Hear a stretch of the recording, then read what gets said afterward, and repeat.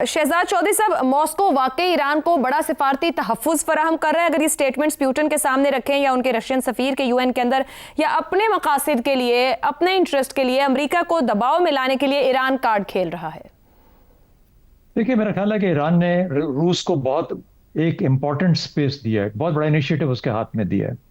इसमें भी कोई शक नहीं कि पाकिस्तान के मुकाबले में या बाकी ममालिक जो साथ शामिल थे पाकिस्तान के इस मुसालती प्रोसेस के अंदर, उसके उनके मुकाबले में रूस का अपना हुजम और उसका असर रसूख बहुत ज्यादा है। यूएसएसआर की शक्ल में जो रूस का प्रेडेसेसर था, वो अमेरिका का मुकाबला दहाइयों पे कर चुका है। इसलिए उसकी अपनी एक हैसियत है, उसकी पहचान है।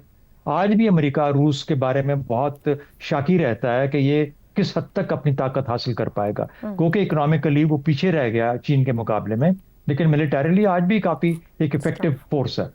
तो ये तो हो गई उसकी रूस की अहमियत। अब अगर रूस ईरान के साथ मिलके इस मामले के हल की तरफ ले जाना चाहता है, आपने सवाल किया अमली तौर पर शामिल होगा या नहीं।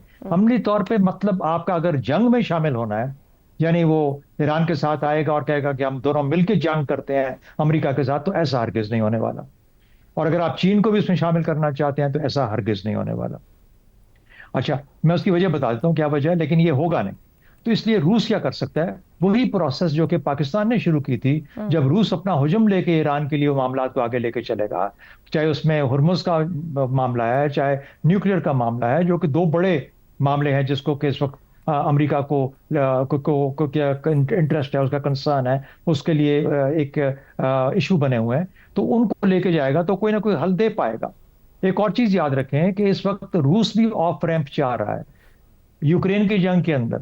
4 साढ़े 4 साल से वो भी इस इंतजार में था कि कोई तो इसको रोके यूक्रेन को, ये मेरी बात मान जाए, ये बात मान जाए तो मुझे भी ऑफ रैंप मिल जाए। कौन चाहता है कि 4 4 5 5 साल जंगें करता रहे खाम खा की नुकसान दे, जिसमें कि कहाँ उसका रुतबा, कहाँ यूक्रेन का रुतबा, और यूक्रेन को जिंदा रखा हुआ है पूरे यूरोप ने और अमेरिका ने मिलकर।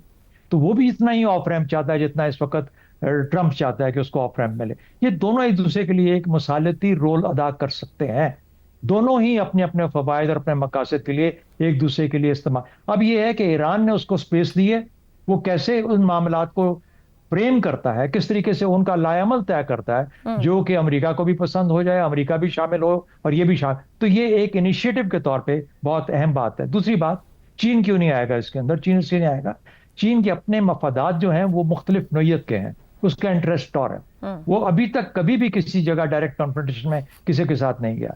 तो वो जब तक अपने आप को उस लेवल पे नहीं ले जाएगा जहां पर वो ये कहे कि हाँ अब मैं मुआशी के साथ साथ, और अभी भी मुआशी ताकत दुनिया की सबसे बड़ी नहीं बना, हम बार बार कहते हैं दुनिया की सबसे बड़ी मुआशी ताकत अभी तक नहीं बना। वो कहते हैं जब तक मैं उस लेवल पे नहीं जाऊंगा अपनी मईशत के हिसाब से, और फिर उसके बाद कंपैटिबल अपनी मिलिट्री ताकत नहीं लेके आऊंगा, तो मैं वो रोल नहीं अदा करूंगा। लेकिन ये सब के सब चीन समेत, और चीन खासतौर पर रूल बेस्ड ऑर्डर के दाई हैं।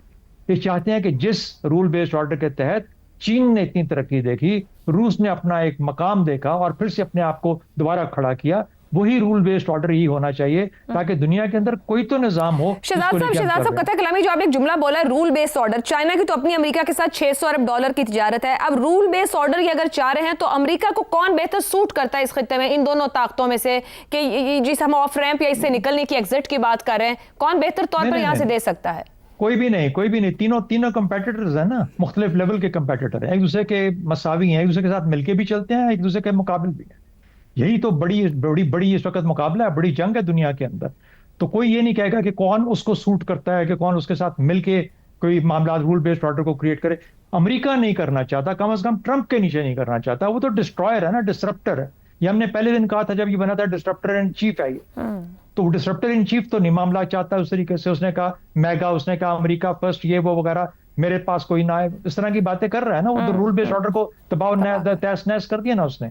अगर इंटरेस्ट है तो आज चीन का है खास तौर पर, और रूस का किसी हद तक। ये दोनों कौमें मिलके वो जो स्पेस क्रिएटेड हुई है जिसमें अमेरिका के बाहर जाने से, आज इनको आगे बढ़ के वो रोल अदा करना पड़ेगा कि रूल्स जिसके तहत दुनिया चल रही थी अभी तक, उसमें अक़वाम मुत्तहिदा भी शामिल है, उसमें बाकी मामला भी हैं, उसमें न्यूक्लियर भी हैं, उसमें मुआशी भी हैं, WTO भी है, वगैरह वगैरह। ये सब चीजें जब तक ये कोई बढ़ के उनकी जिम्मेदारी नहीं उठाता कि हम इंश्योर करेंगे कि इस तरीके के एक निजाम क्रिएट करना है ना, जहां दुनिया को एग्री करवाना है कि आइए मिलके इसका जिम्मेदारी उठाते हैं, इसको लेके चलते हैं, और शायद हम अमेरिका को भी माइल कर पाए किसी वक्त में जाके अगली किसी और एडमिनिस्ट्रेशन के नीचे।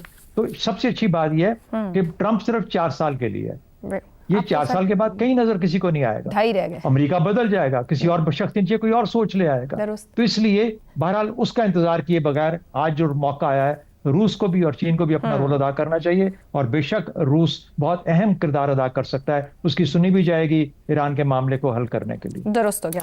आमिर अहमद खान साहब, क्या पुतिन के अल्फाज जो हैं ईरान के लिए, इसे कहा जा सकता है कि रियल स्ट्रेटेजिक डिजाइन वो कोई रखता है, या फिर ये कहा जाए कि सिर्फ आलमी बयानिए में अपना असर बढ़ाने की एक चाल है? और दूसरा इस बात का जो शहजाद साहब ने आखिर में बात की ना, स्पेस क्रिएट हुई है, क्या रशिया और चाइना मिलकर कोई रोल प्ले कर पाएंगे या बस बयानात तक रहेंगे?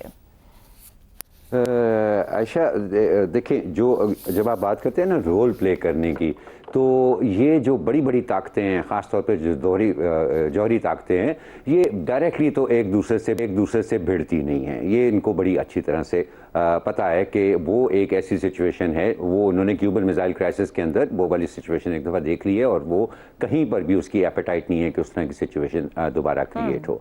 अब जो प्रेसिडेंट पुतिन हैं, अगर हम उनकी पॉलिटिक्स देखें, और ख़ास तौर पे अरब स्प्रिंग के बाद जिस तरह से उन्होंने अपने आप को पोजीशन करने की कोशिश की इस खिते में, मिडल ईस्ट के अंदर, तो उसके अंदर जनरली उनकी तमाम तर जो मूवमेंट थी, उनकी तमाम तर जो स्ट्रैटेजी थी, उसके बारे में यही था कि देखें, जैसे वो तो कहते हैं ना, प्रेसिडेंट ट्रंप तो कहते हैं ना कि अमेरिका फर्स्ट, और करते कुछ और है, लेकिन पुतिन जेन्युइनली रशिया फर्स्ट की बात करता है, और रशिया फर्स्ट की बात इकोनॉमिक मैटर्स के अंदर वो नहीं करता, बिकॉज वो इकॉनमी तो उन्होंने श्रिंक करके रशिया की, तो बरतानिया एक छोटा सा जजीरा है, उससे भी आधी इकॉनमी रह गई हुई है रशिया की, वो पॉलिटिकली वो उसकी बात करते हैं। और पॉलिटिकल चैलेंज इस वक्त प्रेसिडेंट पुतिन के सामने सबसे बड़ा पॉलिटिकल चैलेंज जो है वो यूरोप है और वो नेटो है, एंड उनकी ख्वाहिश ये होगी कि ये सिचुएशन के अंदर यस वो ज़रा सख्त अगर वो बात करेंगे, अपना लहजा ज़रा वो सख्त करेंगे, तो ज़रूरी नहीं है कि उससे हम ये नतीजा निकाल सकें कि हाँ शायद वो बराह रास्त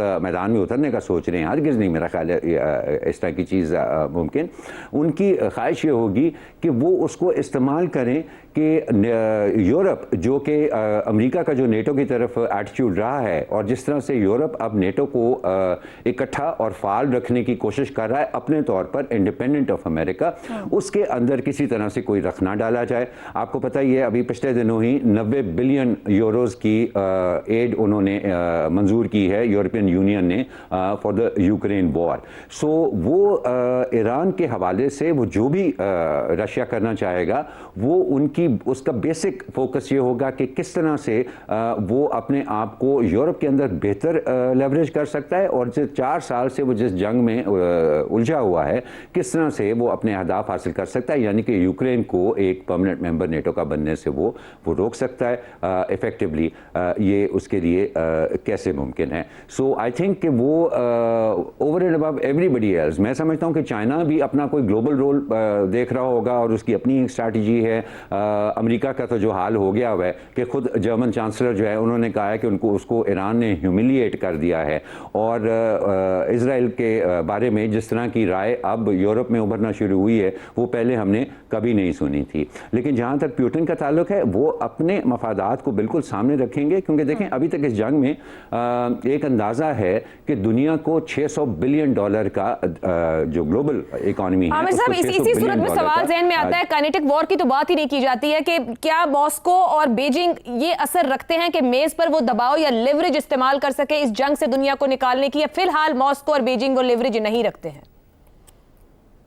देखिए, उनके पास जो मैक्सिमम मेरे ख्याल में जो लेवरेज है वो ये है कि वो अब दोबारा escalation, because unlike the Ukraine war, ऐशा ये क्योंकि पूरी दुनिया इम्पैक्ट कर रही है, तो वो तो 4 साल चल सकती थी ये जंग। ये वाली जंग जो है इसको बहुत ज़्यादा आगे चलाना मुमकिन नहीं है। अभी तक अगर 2 महीनों के अंदर ग्लोबल इकॉनमी को $600 बिलियन का धचका लग चुका है। इनका ख्याल है, अब जो इकोनॉमिस्ट इसके ऊपर नज़र रखे हैं, उनका ख्याल है कि अगर ये 1 महीना भी और चली तो $1 ट्रिलियन का नुकसान दुनिया को होगा। तो क्योंकि ये जंग को ज़्यादा देर घसीटा नहीं जा सकता, इसलिए ऑब्वियसली इसके अंदर अगर बहुत फ्रस्ट्रेट हो गया, स्पेशली प्रेसिडेंट ट्रंप जैसा शख्स बहुत फ्रस्ट्रेट हो गया, तो इस जंग में एस्केलेशन का खतरा बहुत ज़्यादा बढ़ जाता है। तो उस एस्केलेशन को रोकने में आई थिंक इनका किरदार जो है वो बहुत अहम होगा, दोनों रशिया का भी और चाइना का भी। और ये जो उन्होंने अपनी एक डिप्लोमेटिक प्रोसेस ईरान ने शुरू किया है मुख्तलिफ ममालिक से मिलना, आई थिंक इसका सारे का सारा फोकस यही है कि चलें देखें कि वॉर ऑफ नर्व्स कितनी देर तक चलती है एंड हु ब्लिंक्स फर्स्ट, लेकिन कम से कम इस तरह की कंडीशन क्रिएट कर दें कि ये खालिसतन अमेरिका वर्सेस ईरान का मामला ना रहे, इसके अंदर दूसरे मुल्क भी इन्वॉल्व हो जाएं और एस्केलेशन की पॉसिबिलिटी को मिनिमाइज किया। और वो एंगेजमेंट